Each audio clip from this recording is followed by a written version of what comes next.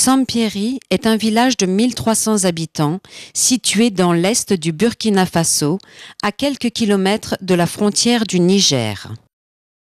Le territoire est essentiellement recouvert par la savane arborée, typique de la zone soudano-sahélienne.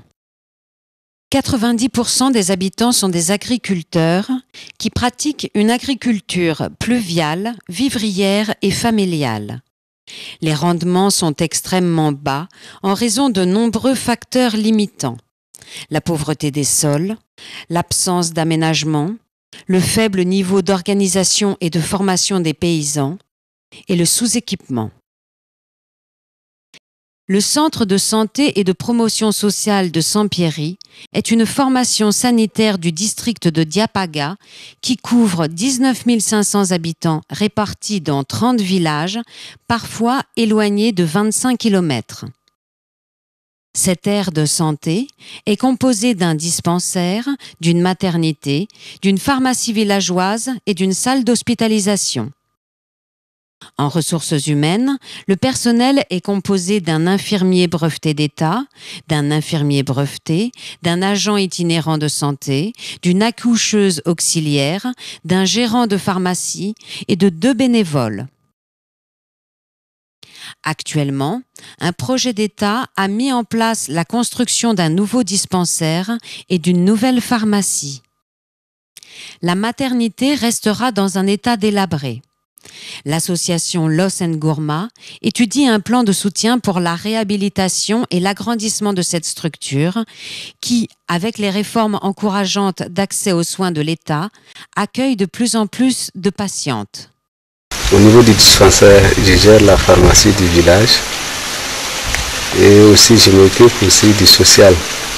Sinon la subvention est finie, on est obligé d'attendre. Ça c'est un problème. Souvent le matériel est en panne, c'est cher. Donc souvent même pour radio, à Diapaga, on va te dire d'aller à Fada, de Fada on te dit même de continuer. L'échographie à Fada c'est une seule fois par semaine. Et plus de 100 personnes sont en l'attente. Donc tu peux faire aussi plusieurs rendez-vous, souvent tu es obligé d'aller à Ouaga, donc tu vois, voilà. Il reste beaucoup à faire.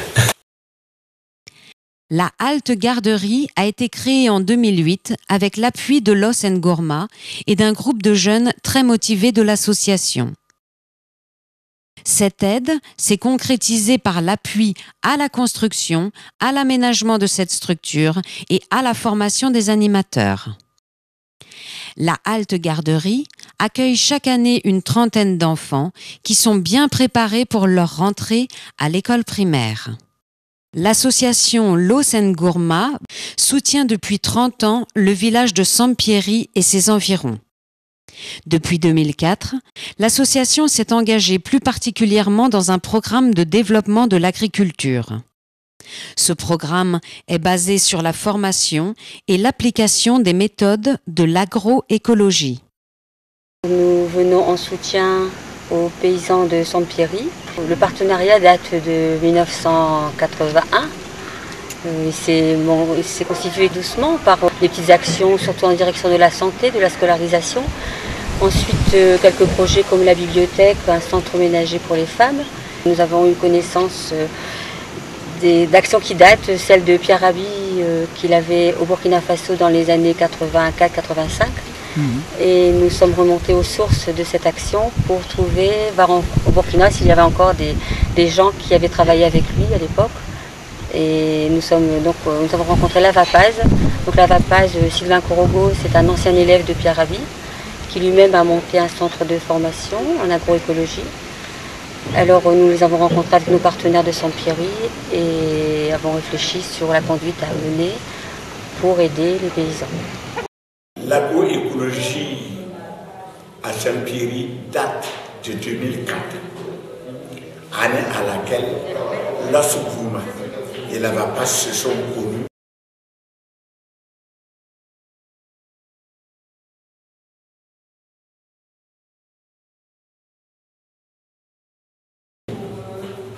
On lié des amitiés de partenariat qui nous ont donc amenés à Sampieri. Los Ngourma nous a demandé qu'il y ait le génie créateur d'utiliser le sud avec le sud, d'utiliser le sud pour former le sud. C'est génial ça. Parce que nous habitons la case, nous connaissons le toit cool. Nous savons les sensibilités du paysan. Par rapport à une situation, nous savons comment l'approcher et la faire comprendre, et la faire accepter, et convaincre. Si culturellement, vous ne maîtrisez pas les mentalités des gens, vous ne maîtrisez pas leur religion, leurs relations sociales, leurs relations religieuses, leurs relations coutumières, leurs relations hiérarchiques, leurs relations hommes-femmes, leurs relations vieux-jeunes, leurs relations paysans, administration, fonctionnaires. Si vous ne maîtrisez pas tous ces domaines, eh bien vous tirez à côté. L'homme est en aval et en amont du développement. Le premier capital d'un pays, c'est les hommes. C'est la capacité de ces hommes à changer leur milieu, à transformer leur milieu. L'homme est une priorité dans ce que nous faisons et c'est la transformation même de la mentalité de l'homme en faveur du développement, surtout agroécologique et agrobiologique. Ce sont ces mutations qui peuvent aider l'Afrique et particulièrement le Burkina à évoluer positivement et sur la base d'une agriculture durable. Nous avons construit notre stratégie d'approche pour que les paysans de l'agriculture traditionnelle à l'agriculture conventionnelle, qu'ils évoluent vers ce qu'on appelle l'agroécologie. Sur les terres qui ne produisent absolument rien, où l'herbe même ne pousse pas, des paysans sont arrivés à faire des aménagements anti-érosifs. Et ces terres ont multiplié par 2, par 3, par 4 les rendements même des bonnes terres. On lui a donné les instructions techniques sur le zaï. Il est venu dire à sa propre mère, « Maman, j'ai appris une bonne nouvelle. Il paraît que le terrain désert au pied de notre maison peut être transformé en bas-fond. Je vais essayer. » Sa maman lui a dit, « Mais mon fils, tu attrapes la folie ou quoi? Ton papa est né ici, grandi ici. Il n'a jamais tenté d'exploiter ce genre de terre. C'est une perte de temps, ne sais pas.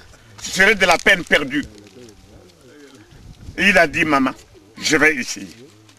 Je vais vérifier. » Et effectivement, il a essayé. Sa maman a vu les résultats. Elle a dit, « Je te bénis pour le courage que tu as eu. Fais comme ça et laisse cet héritage à tes enfants, à tes petits-fils. » Le Sanguel est venu avec une équipe renforcée. Et vous l'avez d'abord équipé d'une charrette, d'un âne. Il se trouvait qu'il avait une fosse fumière où le fumier était bien décomposé. Avec sa brouette, il amenait le fumier et dans chaque trou, il y mettait une pelle et demie. Il a plu.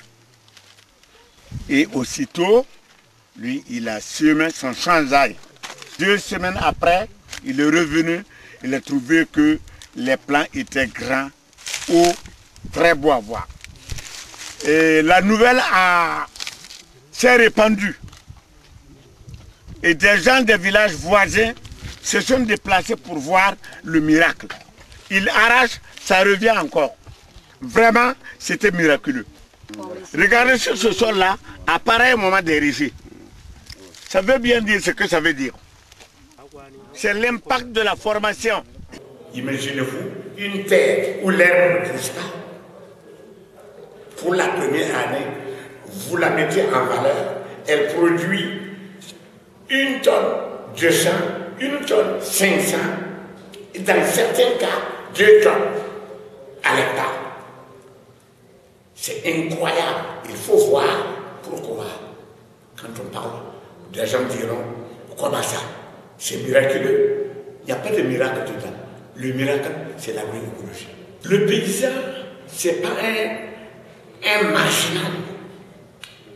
Le paysan, c'est quelqu'un qui est au centre de la vie de l'humanité, au centre de l'existence du vivant, de la biodiversité, car c'est le paysan qui fait vivre la faune du sol, les arbres, la biodiversité en nous. C'est le paysan qui fait vivre les hommes. De tous ceux qui se disent grands et riches, quel est celui-là qui, du matin à midi, s'il ne mange pas, quel est celui-là qui va tenir debout? Une technique complémentaire, les cordons pierreux, consiste à disposer selon les courbes de niveau des pierres afin de retenir la terre lors des très fortes pluies. Pratiquement la priorité des priorités en agroécologie, c'est la production de compost. C'est chercher la survie de notre terre-mère. Une mère qui ne mange pas ne peut pas allaiter son bébé. Et une mère qui mange mal, nourrit mal son enfant. Il faudra donc restaurer le sol avec le compost. Je m'appelle Ouva Bruno et je suis ici à Saint-Thierry. Je suis un producteur de légumes. On ne connaissait pas de légumes dans le village. Il n'y avait pas de marché ici. En 2008, on avait eu 2 semaines de formation. Comment tracer les cordons pierreux, les fosses fumières. Une fosse fumière, c'est un trou qu'on creuse avec des mesures bien précises. Il y a la largeur, il y a la longueur.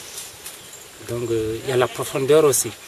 Et après, maintenant, avoir rempli le trou avec de la paille, de la cendre, du fumier des animaux, la terre des termitières, il fallait arroser. Et là, ça permet de décomposer très rapidement la fosse fumière. Donc dès que vous arrivez à remplir une première fosse fumière, à 15 jours, vous la renversez dans d'autres fosses fumières. D'ici 1 mois, vous allez trouver que c'est bien décomposé. Ça devient compost qui aide beaucoup de notre céréale ou bien les arbres qu'on veut planter. La terre va revenir riche pour notre céréale, pour tout ce qu'on cultive. Les maïs, les sorgho, les petites milles, le riz, les patates, le manioc, les bananes, le manguier, goyave. Ça aide beaucoup, c'est fort. Et puis, la terre devient vivante. Parce que ça donne beaucoup d'alimentation pour notre céréale. Oui, c'est très riche pour les plantes, les légumes, tout ça. Oui. Donc la première année, j'ai pratiqué l'oignon, mais je n'avais pas mis de fumier, de la fosse fumier. Donc ça a produit, mais c'était minime. Ça n'était pas bien formé. Donc la deuxième année, j'ai fait la fosse fumier, je l'ai remplie. Et maintenant, je l'ai étalé dans les planches des oignons. Donc, au fur et à mesure, j'ai agrandi le jardin. Cette année, la plus grande partie du jardin c'est la patate douce. La deuxième production, il y a les choux. Les choux, qu'on appelle les choux paumés, la salade pour les crudités. Il y a le piment aussi, il y a le poivron. J'ai planté aussi beaucoup d'arbres. Vous voyez comme les papayers. Aussi il y a des bananiers, des manguiers. Je suis en train de les greffer moi-même. Les orangers. Il y a le goyavier aussi que j'ai planté. Oui. Il y a une sorte d'arbre aussi qu'on appelle le pois d'Angole. Qu'on consomme aussi. C'est comme de l'haricot. Bon, nous on appelle ça le pois d'Angole. Bon, avec la formation, pour le moment, ce n'est plus compliqué pour moi. La plus grande partie ici, c'est des oignons. Et même si c'est du Niger, bien en pays aussi. Quand j'ai commencé, je vous ai dit, pas plus de 25 mètres carrés. Hein. Et oui, donc je commençais à agrandir. Il y avait la clôture aussi ici. Et j'ai agrandi encore, ça faisait 50 mètres carrés. Et maintenant, je peux dire 1 hectare. Je vais encore agrandir, hein? S'il vous plaît à dire. Oui, je vais agrandir. De 2004 à 2010, économiquement, nous avons vu que des femmes, que des hommes sont passés de un grenier à 2 greniers. Chez d'autres, de un grenier à 1 grenier et demi. Chez d'autres, d'un grenier à moitié rempli à un grenier bien rempli. Voilà des indicateurs qui nous ont rassurés que de 2004 à 2010, les différentes formations, les différents suivis appuis, les différents accompagnements n'ont pas été inutiles. Mais il y a d'autres aspects qui sont le maraîchage, la production a augmenté. Nous avons demandé de réduire les surfaces pour produire plus et en quantité. Et effectivement, un paysan qui faisait 3 champs, on lui a demandé, libère l'autre champ, mets-le en repos, travaille dans les 2 champs, tu vas avoir plus de récoltes que dans tes 3 champs. Cela a été prouvé. C'est tangible, c'est mesurable, c'est observable à Saint-Pierre, au plan économique. Dans l'élevage, il y a eu un progrès. En matière de reboisement, il y a eu un progrès. L'agroécologie a contribué à unifier les gens, à rapprocher les gens, à développer l'esprit de développement communautaire, à créer la transparence et l'ouverture entre les gens, à développer les relations genre, c'est-à-dire homme-femme. Ça, en Afrique, c'est un peu rare. En matière économique, nous dirons purement et simplement qu'il y a l'autosuffisance alimentaire. La pauvreté a reçu du plomb à l'aile, puisque actuellement le paysan dégage des excédents. Au plan social, et là où il y avait des divisions entre quartiers, des divisions entre familles, des malentendus, des petites discordances, à force de les regrouper, de les faire entendre un autre langage que ce qu'ils avaient l'habitude de vivre, eh bien, nous avons vu que tout a changé. L'homme est devenu un frère pour l'autre. En matière de formation, un paysan analphabète, c'est le plus grand des obstacles. Il ne peut pas lire, il ne peut pas noter, il ne peut pas enregistrer ce qu'il fait, il ne peut pas faire un bilan, il ne peut pas évaluer, il ne peut pas s'auto-évaluer. Et ce qui est intéressant, c'est que notre mouvement a un programme d'alphabétisation. L'alphabétisation est une priorité des priorités en matière de formation, pour que les gens puissent enregistrer durablement ce qu'ils ont.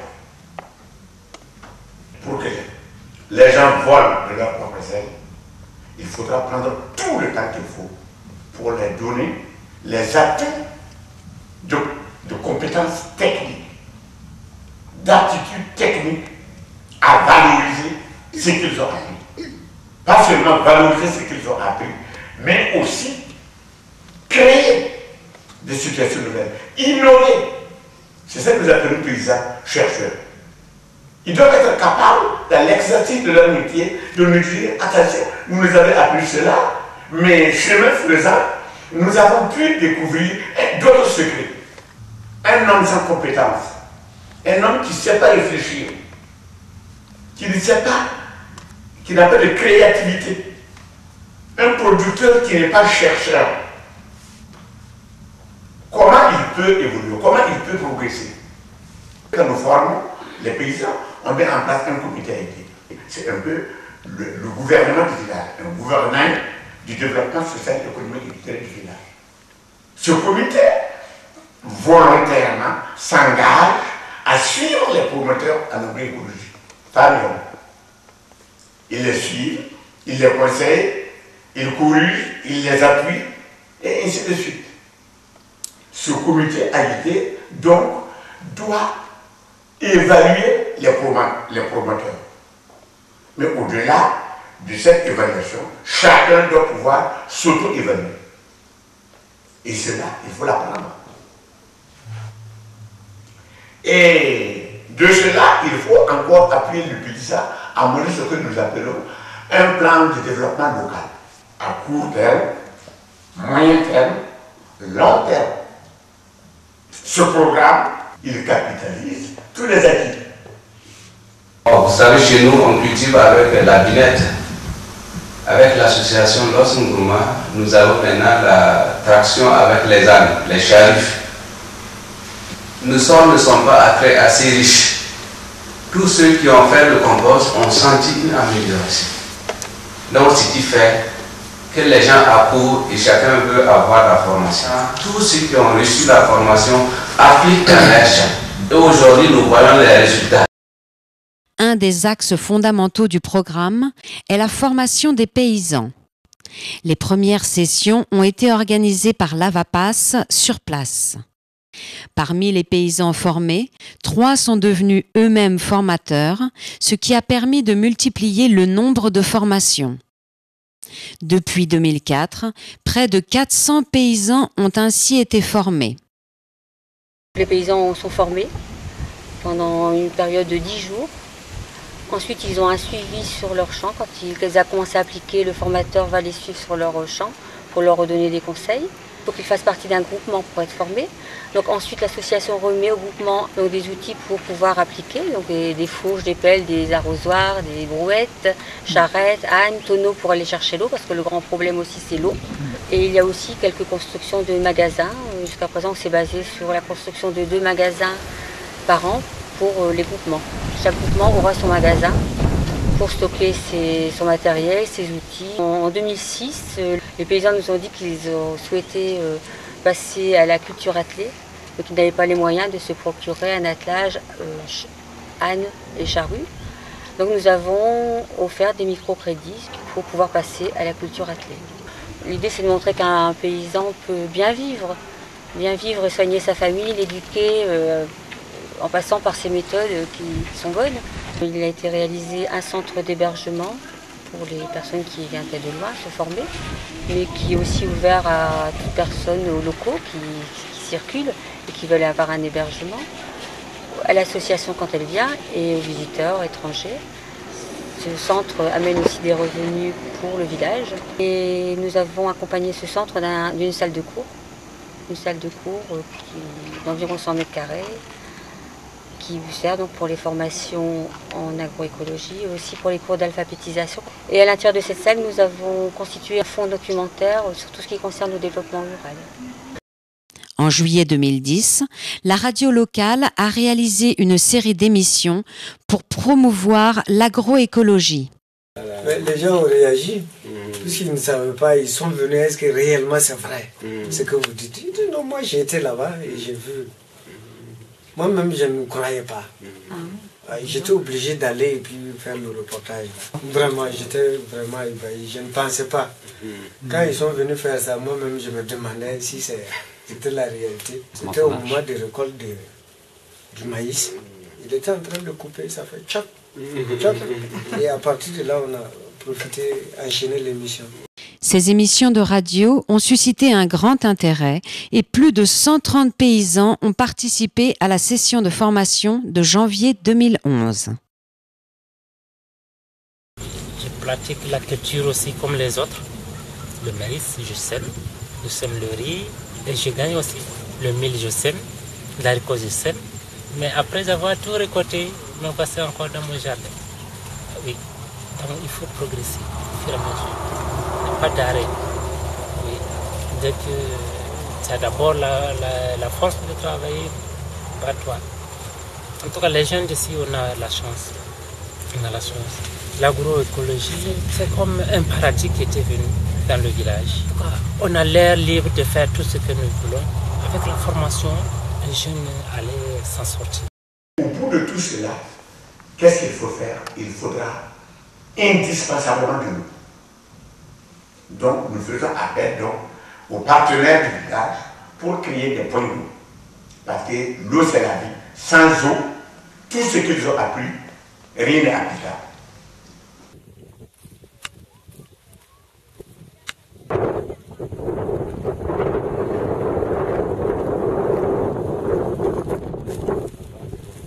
avant, ils vivaient de la vente des animaux. Là, le troupeau a commencé à diminuer. La transhumance, il ramène des maladies chez nous. Mais en moins de 20 jours, ils ont développé une maladie là, on dirait genre folie. Il est là, il tourne, il ne fait que manger la terre, c'est mourir seulement. Voilà, il a perdu 20 peu comme ça. Il est assis comme ça maintenant, sans rien. Ils ont une méthode de l'âge. Premièrement, c'était la charrue toute l'année. Oui. En tout cas, il a bien appliqué. L'année, c'était de l'autre côté qu'il cultivait. Il a réussi. Il est motivé dans ses champs. Il gagne à manger. Et maintenant, il y a des surplus. Il est très content. Et l'eau potable, ils vont la chercher où? Oh, l'eau potable, ils vont la chercher un peu loin. Un peu loin. On peut dire à près de 4 km, on va jusqu'au fond. Hein.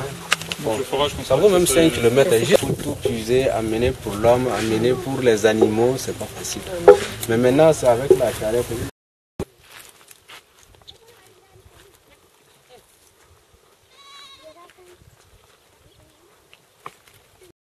L'accès à l'eau est un problème crucial dans cette région. Les habitants doivent parfois faire un parcours de 10 km plusieurs fois par jour pour trouver de l'eau qui n'est pas toujours potable. Los Ngourma, en parallèle à son programme d'agriculture, a souhaité apporter son soutien pour la réalisation de forages dans les villages éloignés de tout point d'eau.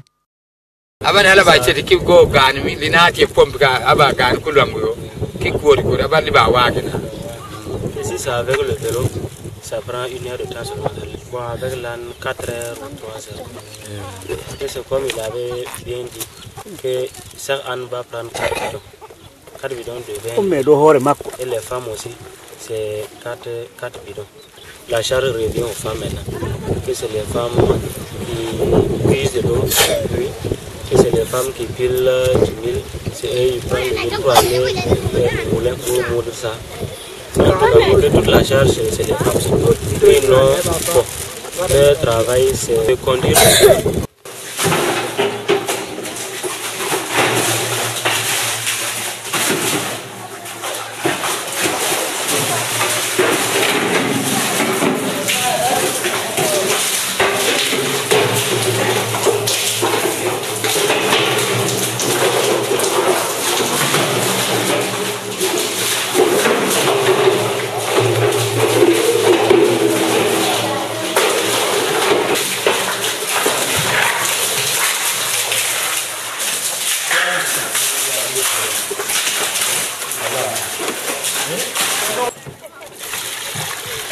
Fin 2011, 2 forages sont programmés. Los Ngourma espère, grâce au soutien de ses partenaires comme l'Agence de l'eau, pouvoir prolonger cette action. Ce qu'elles ont à dire et puis ce qui les tient à cœur, bon, ils ont un problème d'eau. C'est l'eau qui leur fatigue beaucoup seulement.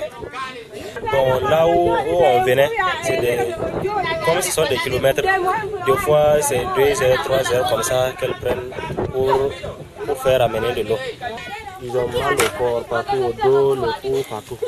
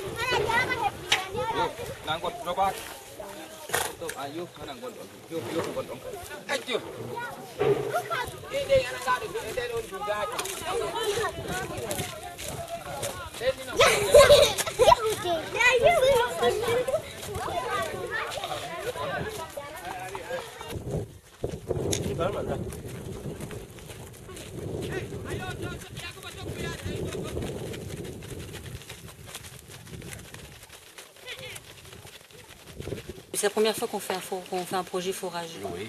Comment on va s'organiser la gestion du forage. Oui. Donc c'est pour ça qu'on est venu les rencontrer, pour voir s'ils avaient travaillé avec les habitants, les usagers, les personnes qui vont utiliser l'eau, pour savoir qui va gérer, entretenir, comment ça va se passer pour récolter l'argent des cotisations annuelles.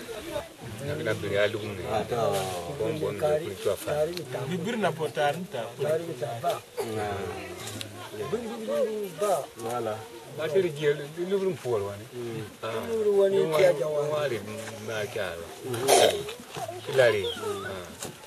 Ils sont très contents. Comme eux aussi ils habitent à côté, donc ça va beaucoup les aider. Souvent ils disent qu'ils peuvent profiter du forage qui est jusqu'au fond. Oui. C'est 1000 francs par mois. Ah, tu vois, voilà, donc même moi je ne savais pas. C'est bien. Voilà. C'est normal, hein, c'est normal. Hein? Bon, puisque souvent les bœufs, quand ils voient les bœufs qui sont faibles là, ils pressentent que ce bœuf là, si on l'entretient pas bien là. Autant payer. Voilà, donc autant payer, lui donner une bonne eau à boire là, il reste quoi. 1000 francs le mois. Au lieu de 100 francs. Au lieu de 100 francs. Est-ce que certains sont déjà allés en ville ou ont déjà utilisé des latrines?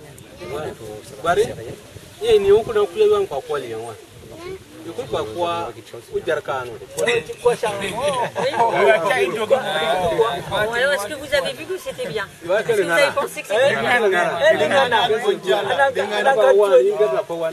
C'est bien.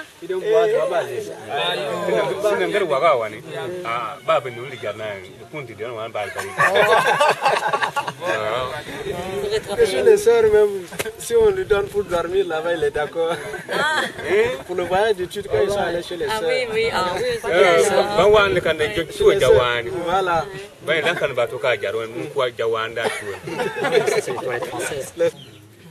Donc il faudra encourager la population à bien entretenir ce forage.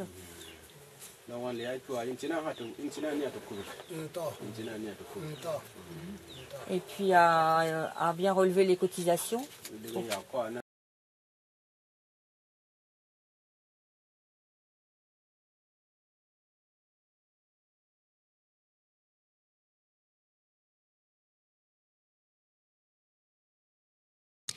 L'association Buayaba est composée d'une quinzaine de femmes qui s'organisent pour développer des activités leur permettant d'améliorer leurs ressources. L'activité prédominante est la couture et Los Ngourma a aidé à la construction d'un centre ménager où désormais toutes les activités sont regroupées. En 2010, elle a octroyé un fonds microcrédit pour développer les activités de transformation de produits agricoles ou de commercialisation. Nous sommes le groupement de Buayaba, ça signifie semer. Donc, nous sommes au nombre de 15 femmes de l'Ouest Ngourma. Donc ça les a beaucoup aidés parce qu'il y avait des gens qui étaient dans la faim. Mais maintenant, avec ça, ils sont sortis dans la paix. Avant, il y avait des femmes qui transportaient de l'eau sur les têtes avec la grossesse, etc., etc. Il y avait des vieilles qui portaient de l'eau, que maintenant, avec les charrettes et puis les ânes, maintenant, tu vas voir une femme va se lever, prendre ses bidons, se mettre dans son charrette, et puis l'âne, et puis aller chercher de l'eau. Oui. Que ce n'est pas la culture seulement, que ça les a aidés, quoi. Ça les a aidés même dans la vie quotidienne. Voilà. Le microcrédit, ça nous a beaucoup aidés. Bon, pour l'année passée, par exemple, Sylvie, qu'elle avait 10 000 de bénéfices de ce qu'elle avait pris. Elle avait pris 100 000. Elle a dit qu'elle avait payé les petits 1000 là, un sac, et puis l'huile, un bidon d'huile, et puis elle faisait les beignets de petits 1000. Après ça, elle avait payé l'haricot aussi, elle faisait les beignets d'haricot. En plus, elle avait payé le sorgho, elle faisait le dolo aussi. Donc c'est dans ça maintenant, elle s'est débrouillée jusqu'à, elle a eu l'argent, donc elle devrait rembourser. Et puis elle a eu le bénéfice de 5 000. Oui. Donc le moment donc elle avait pris de l'argent, ça trouvait que son enfant était malade.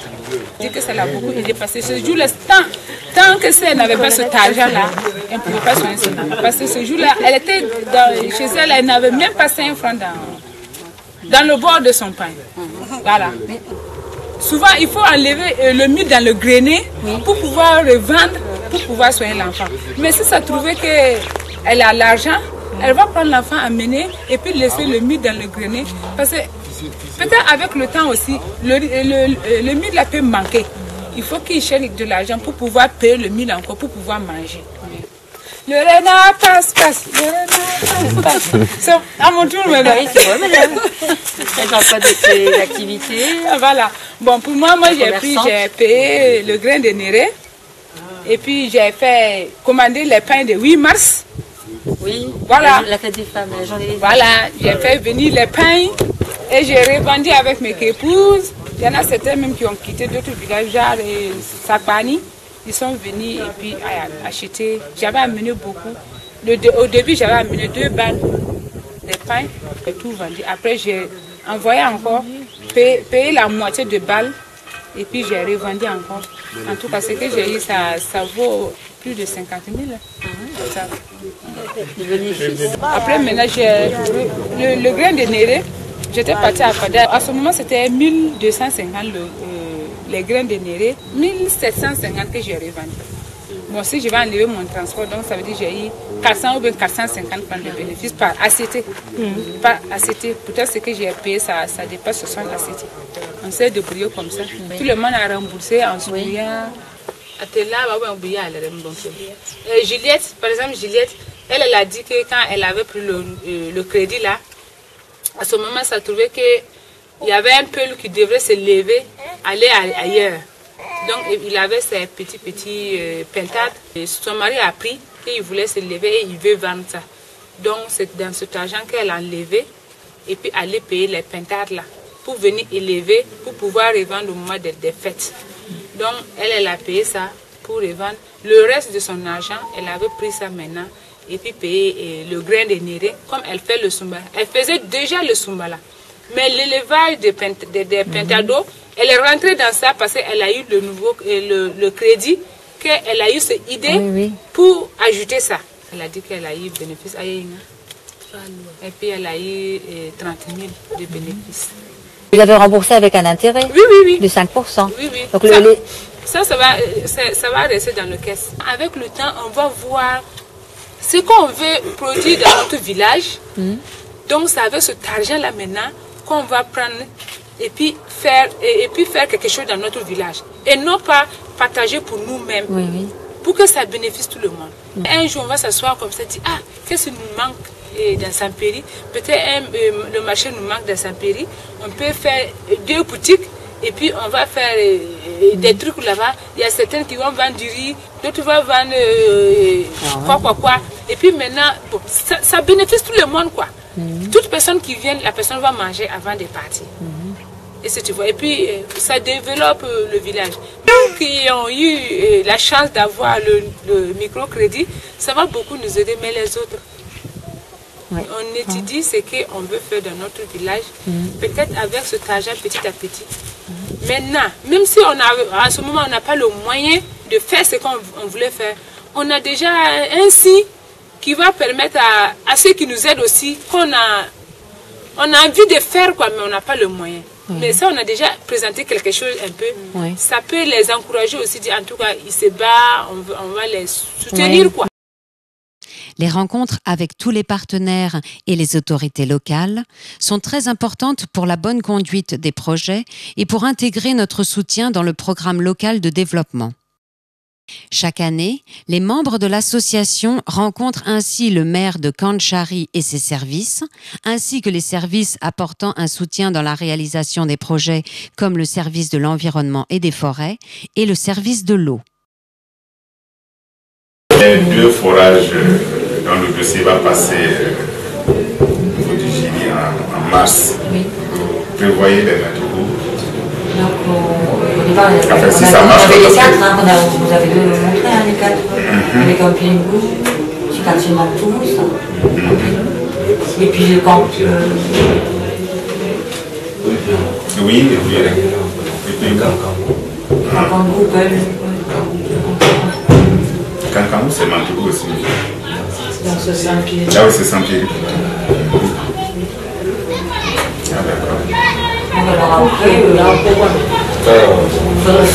faudrait Je ne sais pas s'il y a d'autres partenaires aussi parce que eux ils aiment bien voir aussi comment on peut s'engager sur un plan à long terme. On verra aussi notre capacité à suivre des gens. C'est vrai que nous-mêmes, on n'est pas une grosse association. On n'est vraiment pas, on n'est pas une collectivité, on n'est pas cambré, on n'est pas... Ouais, mais vous faites beaucoup. Oui. Ah oui. Vous faites beaucoup. Ouais, bon, c'est pour ça, En Afrique, les services forestiers ont toujours été des services de répression. Et de nos jours, nous sommes en train de voir comment faire moins de pression, mais surtout accompagner et sensibiliser et puis accompagner les populations. C'est surtout ça que nous sommes en train de chercher. Ça. Puis ici, c'est important pour lutter contre la désertification. Voilà, surtout. Les arbres contribuent. Voilà. Il faut qu'on les encourage beaucoup à planter mais des ici, arbres. Le problème se pose, c'est que les gens n'ont pas encore cette habitude de comment on appelle, de reconstituer. La reconstitution. Oui. Surtout dans le reboisement. C'est très faible. Bon, l'équipe de Denis ils essaient de... Mais ailleurs sur le terrain, vous ne voyez personne. Chez eux, on a peut-être toutes les années sont passées, vous avez le reboisement. Oui. Mais ailleurs, ce sont les seuls. Hein. C'est les seuls. La dernière fois, c'est les jeunes qui sont revenus de choses qui sont les seuls. Mais ailleurs, sur le terrain, partout, personne ne voit personne faire du reboisement. Est-ce que les haies végétales, qui entourent les champs, il y en a ici, il y a des gens qui parlent non, personne vous dites que non, il ne doit pas avoir, puisque personne ne s'en Non, il y a une association à Diapara qui fait de la promotion de cette activité.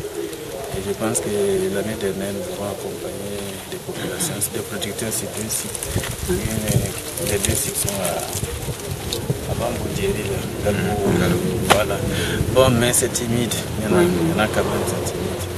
Et surtout, vous voyez aujourd'hui ici, les gens, pour l'élevage ou bien le petit jardinage, comment on appelle les jardins, ils font des enclos et pour faire des enclos, ils sont obligés de le couper dans la nature. Et si cette idée de haie végétale là pouvait être prise en compte, les populations pouvaient résoudre ce problème de haie morte avec des haies végétales. Même s'il faut faire la haie morte et puis renforcer par une haie végétale qui par la suite va prendre place.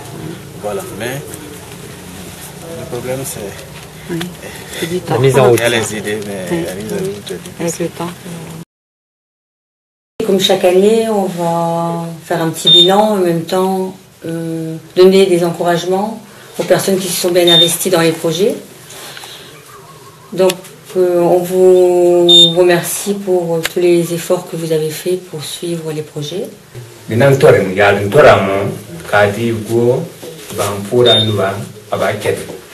matin, au soir, quand il est dans ses activités, pour travailler et puis laisser la grâce à ses enfants aussi. C'est-à-dire ses enfants aussi qui vont prendre cette même activité pour que ça soit une continuité. On le remercie beaucoup, on le félicite pour son soutien au projet, parce que je vois qu'il est très présent, il est très généreux. Tout le monde est content parce que c'est notre développement. Voilà, donc c'est bien de dire, il faut rappeler que c'est pour vous on vous soutient, mais c'est votre propre développement, donc c'est à vous de vous engager dans les actions. Les formateurs épaulent bien les formés, les paysans qui ont été formés, essayent de les suivre. Les encouragements, c'est une reconnaissance aussi pour ce que vous faites, mais il faut savoir que tout bon projet, c'est atteindre l'autonomie, de pouvoir vous-même être autonome et payer les dépenses qui sont relatives au projet. C'est facile pour un paysan qui est formé, parce que quand il est formé, normalement s'il applique bien, il peut vite devenir autonome, il a l'autosuffisance alimentaire, il a des excédents si vraiment il cultive bien pour pouvoir pallier à ses dépenses courantes, ou la santé, l'éducation de ses enfants. Mais le projet du centre de formation, c'est vrai que c'est beaucoup plus lourd. Votre autonomie, à savoir constituer des ressources, trouver des activités qui permettent de générer des revenus pour pouvoir continuer à travailler et à faire le développement de l'agroécologie, c'est un objectif important. On ne dit pas qu'on va se retirer tout ça, mais tout doucement. C'est pas la veille du départ qu'on va dire oh là, demain on est autonome. Hein. il faut y penser longtemps avant, ça se pense longtemps avant. Donc il faut que vous-même vous puissiez produire des petites activités pour le jour où vous serez volerez de vos propres ailes. Ça nous ferait vraiment mal au cœur de voir que vous ne pouviez pas faire durer cette belle réussite. C'est une belle réussite pour l'instant. Ce que je vois en venant là, c'est que ça marche bien. C'est-à-dire que lundi, il y avait 125 personnes dans la salle, que les émissions de radio ont eu un bon succès, tout le monde l'a dit. Monsieur le maire de Kandjari, qu'on a eu ce matin, nous l'a dit. On est passé à la radio de Diapaga, qui nous a dit qu'il avait pris les enregistrements des émissions de radio de Kandjari et qu'il allait les diffuser à Diapaga. Donc ça va encore avoir plus de retentissement. Donc vous allez avoir encore plus de monde. Donc ça veut dire que ça va devenir vraiment très important, cette histoire. Au niveau des activités qui vous permettent d'avoir du revenu pour le groupement, il y a l'embauche des animaux du groupement. Au niveau de la halte garderie, nous avons prévu embaucher les animaux, les engraisser et vendre au moins une fois l'année. Et ces sous-là serviront à rémunérer ceux qui sont à la halte garderie. Il y a les entrées du centre d'hébergement. Nous devons demander une cotisation annuelle pour tous les gens engagés. Ils sont engagés. Voilà. C'est nouveau. Et je sais tous ceux qui réussissent là, ils sont prêts à donner. Oui, ils sont prêts à donner. Voilà. Et c'est ce qui fera peut-être vivre la fédération de paysans agroécologie. C'est au groupement tout entier de faire ça. Et c'est important de le faire de manière très claire, parce que tant que nous on est là, tant qu'on vous accompagne, on a besoin de rendre compte de la gestion de cette autonomie par rapport aux personnes, aux organismes qui donnent de l'argent. On a proposé aussi de réfléchir à faire entrer quelqu'un qui puisse seconder aussi. Si le projet prend de l'ampleur, on n'arrivera pas non plus à... Bon, on sait bien que quand on dit ça, après il y aura la question de l'autonomie d'un poste, mais il faut y réfléchir aussi. Un conseil d'administration, ça sera vous ferez encore vos activités. Ça sera la vraie autonomie. Et puis quelqu'un qui pourrait être capable d'aller chercher des fonds ici aussi, parce que le ministère de l'Agriculture ici devrait aussi pouvoir vous épauler. Hein. Avec tout ce que vous faites, il faudrait en faire une bonne capitalisation et aller chercher des fonds ici. Nous sommes arrivés à changer la mentalité de Saint-Pierre. Et beaucoup d'autres villages environnants sont en train de courir, de venir profiter, écouter le nouveau message. Un message qui est technique, un message qui est professionnel, un message qui donne main au paysan, qui met le producteur à sa place, qui donne au producteur toute sa valeur. Tout cela est positif à Saint-Pierre. Nous ne sommes qu'à notre début. L'espoir est permis et à court terme, il y aura d'autres merveilles que ça. Je vous remercie.